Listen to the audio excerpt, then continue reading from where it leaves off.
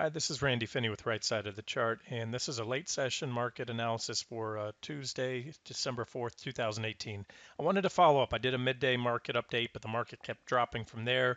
That kind of changes things a little bit, but I want to, before the market closes, I want to do a quick update, get this out there. All right, so we do have a drop now that is getting up there as far as, almost as big as some of the bigger drops we saw earlier in the year. I'll go over that in the daily charts in a second here. But let's look at levels and let's look at what this is and isn't. Well, we won't know for sure until at least Thursday. Again, the markets are closed tomorrow. But so I had next support level down here, and I've turned these lines up, the color a little brighter, 270.53. I can't remember if I had that level dimmed out a little bit on the last update. But that so far, it is a decent support level. There was a big gap here. Really, that helped define that level. There was a reaction high. So again, like I said, there's a lot of support levels I can add on these charts, but these are the ones that stand out to me. So there it is. You had a reaction high there. There's a big gap, and then lots of reactions along there as well. And so that's where we stopped so far. If you zoom in here, this is again a 60-minute chart. We hit it once today. We hit it again. We're probably going to park it somewhere around there today. I can't imagine, barring a big dump into the close or a big ramp into the close. That's about where we're at right now. So you can see not far above it. Now, let's just go through what I see, putting aside the big move today. Let's just look at the charts objectively here. I'll give you the pros and cons to each. So one of my favorite trend indicators is the PPO, the signal line, the 9 EMA. When it's above the zero line, which is this dotted line here, the trend is bearish. And again, I use the white line, the dotted line, because it's the last of the two to cross. It's not perfect. During a sideways choppy market, you're going to get whipsaw signals, but other than that, typically when it's above, as I'll just circle here, the trend is bullish. Now that was an uptrend. It doesn't look like it with the scale of what happened here. It makes these moves, and they were much, relatively small, but it was a mild uptrend, at least sideways. And then there you had a crossover, and that told you sell signal, and it stayed bearish. We had a little brief whipsaw there, but only briefly, and it's so pretty much from here to here it said, okay, you're on a sell signal. The trend is bearish. We had a bullish cross right here. You can see right off the lows, and it told you we had a bull trend until this point. And you can see, above, just follow the chart above, and you can see that did a pretty good job. So since then, what has happened? Since that point, we had a bearish cross over here. It said the trend was bearish, or did I already cover that? No, no. We had a near crossover, but a rejection kept the trend bearish, and then boom, bullish crossover.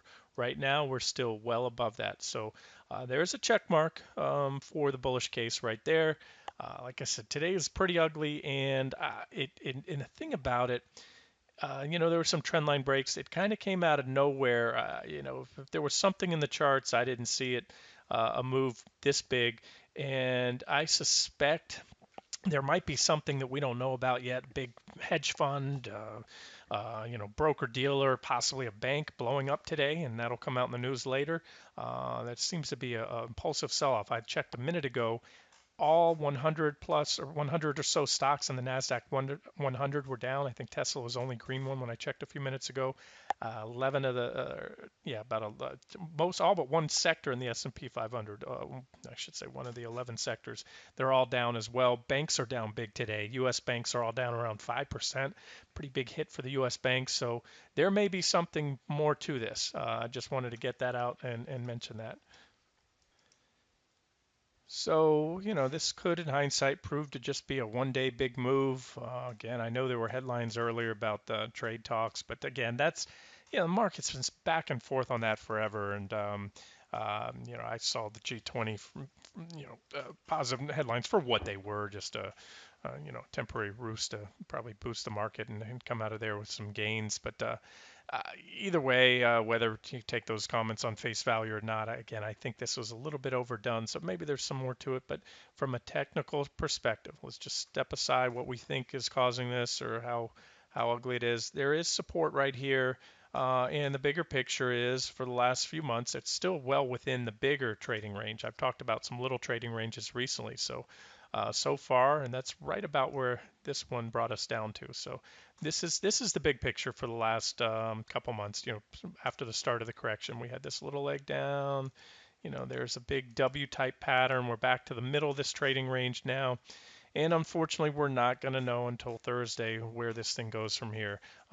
They're still selling this thing down as I do this video, so caution's in order. I've stopped out of those longs a while ago today, and I am not going back in, nor am I adding back short exposure right now. There's just, like I said, we're coming up on this support.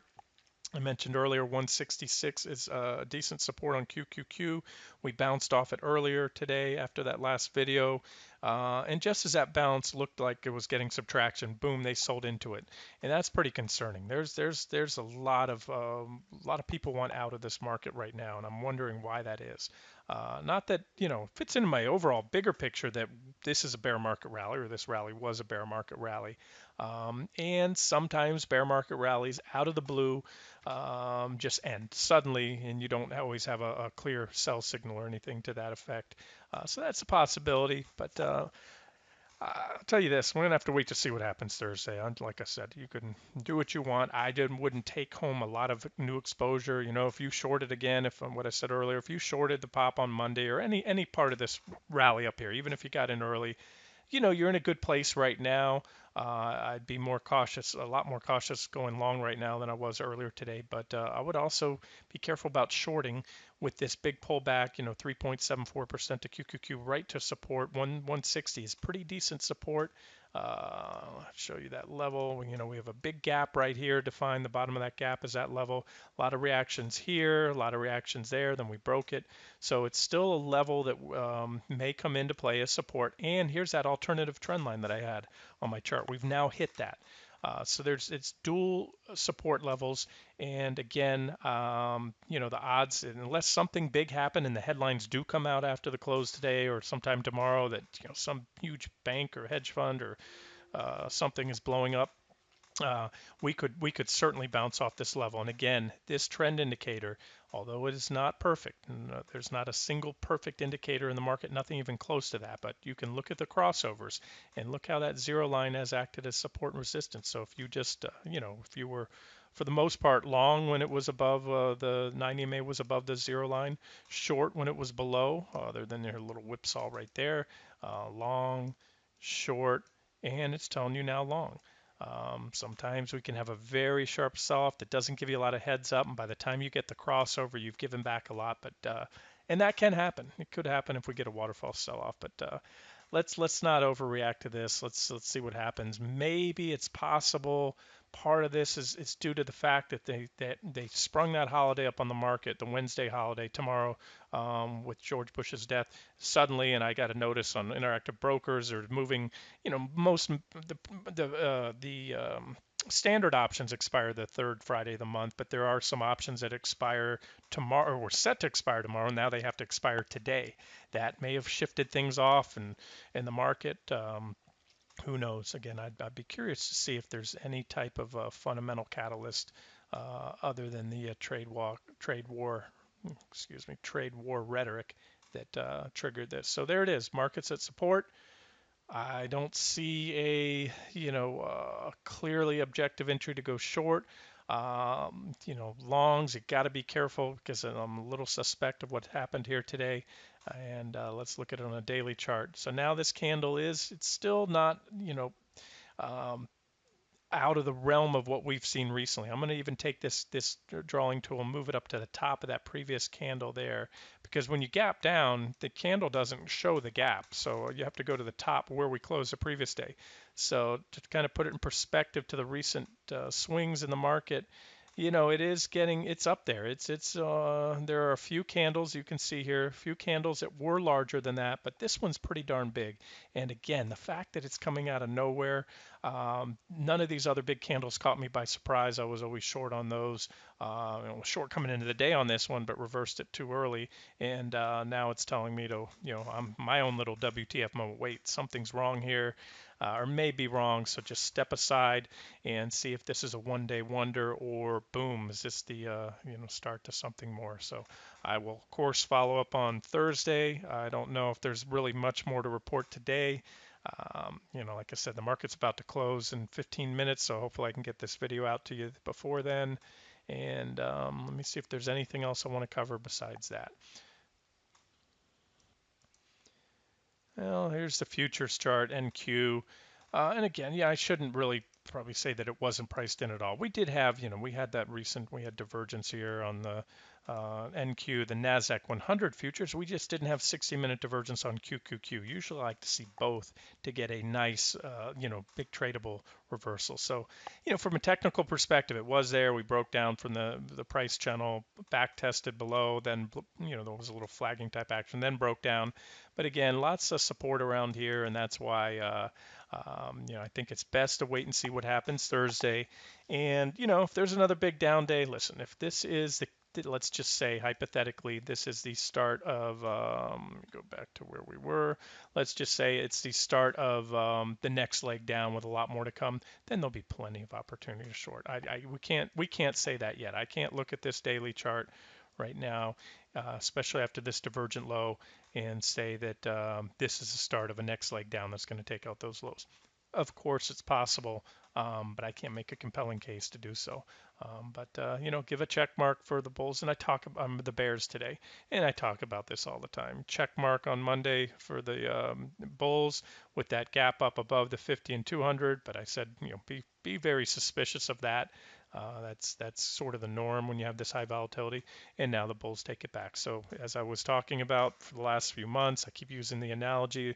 This has been like a heavyweight fight between two big sluggers, between the Bulls and the Bears, where they're just exchanging blows. One round goes to the Bulls, the next round goes to the Bears, and it's not exactly a split decision. The Bears are still in control because if you look at the bigger picture, and if you're an investor or a trend trader, a long-term swing trader, this is your trend. It is bearish.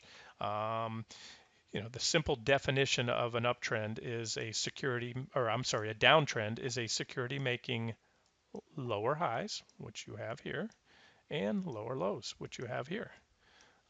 That is as simple as it gets, and that's what you're in. That's what we have right now. We have a clear downtrend. This is an intermediate term downtrend with a longer term bullish uptrend, although some of the long term trend indicators are starting to roll over, but there are a few that haven't yet. We'll probably have to be in bear market territory, meaning an official 20% drop off the highs before the longest term trend indicators confirm that we're in a bear market. So just keep in mind, the longer term trend indicators tend to have fewer whipsaw signals. When they tell you it's a bear trend, you can count on it that it's most likely a bear trend that will have a lot more downside to go. However, by that point, you've already given up 20 or 30% off the highs. So that's why we use, these shorter term charts to try to gauge where we're going to go and where those trend indicators may roll over or not. So that's it. Let's wrap it up here. Again, I probably put coin toss odds on whether we're going to gap up and close up green on Thursday, or we fall through to the downside. And I don't like coin toss odds. I can tell you I'm going to go home light, very light on my positioning today or tonight. And this has been Randy Finney with the Right Side of the Chart. Hope you enjoyed it.